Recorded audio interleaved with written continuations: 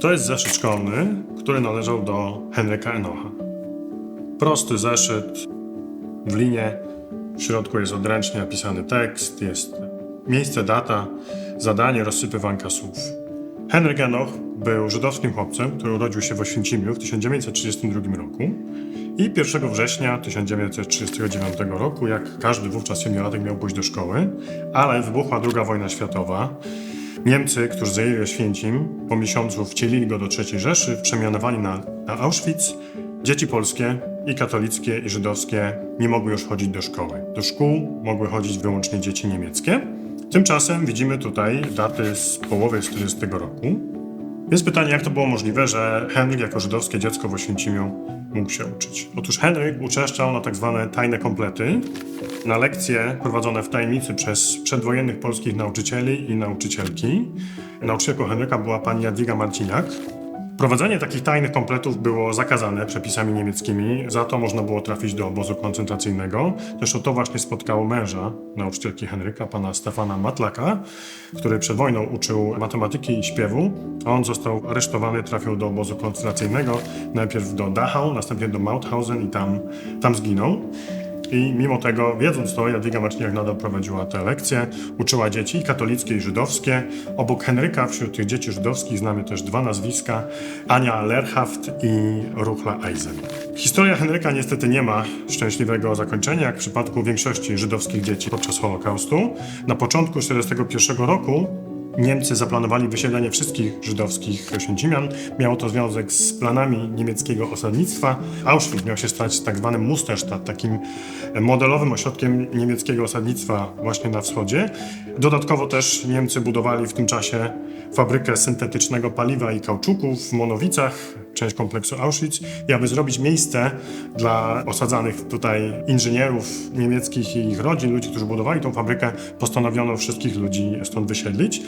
I tak Henryk razem z rodzicami i rodzeństwem trafił do getta w Będzinie i tam zmarł. Zeszyt został nam przekazany przez rodzinę pani Jadwigi, przez jej bratanka Jana Ptaszkowskiego. I ten zeszyt, drugi zeszyt do języka polskiego i zeszyt do matematyki, tak naprawdę to jedyne ślady po tym, że Henryk Enoch kiedykolwiek istniał.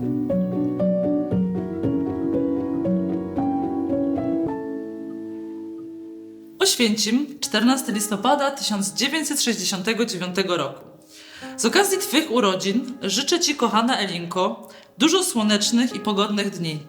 Niech dobry Stwórca macie w swojej przemożnej opiece i udzieli Ci wszelakich łask, by się mogły spełnić wszystkie Twoje najgorętsze marzenia.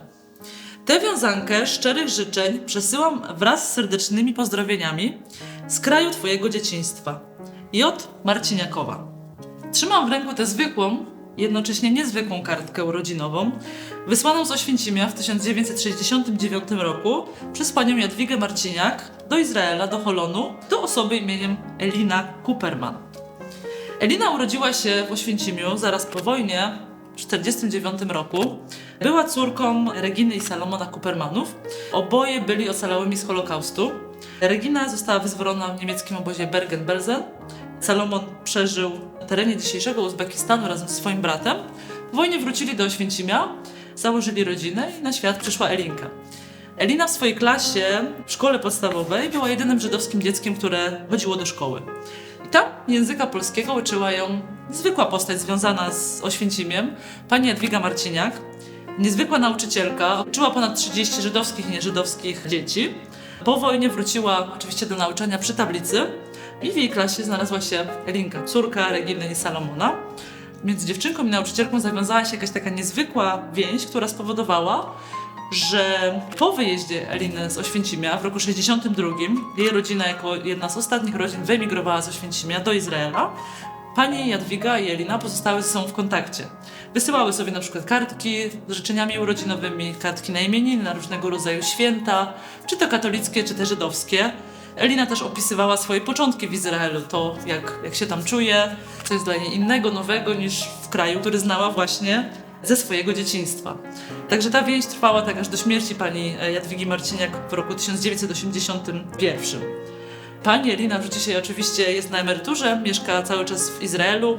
Po wyjeździe z Polski ukończyła liceum w Holonie Później pracowała przez 27 lat w armii izraelskiej. No a dzisiaj odpoczywa, ale jest wciąż związana z Oświęcimiem. Ma tu jeszcze wciąż swoich znajomych z podstawówki, których odwiedza, a dość regularnie przyjeżdża też do naszego muzeum. Ma 2 dzieci i ma się całkiem dobrze.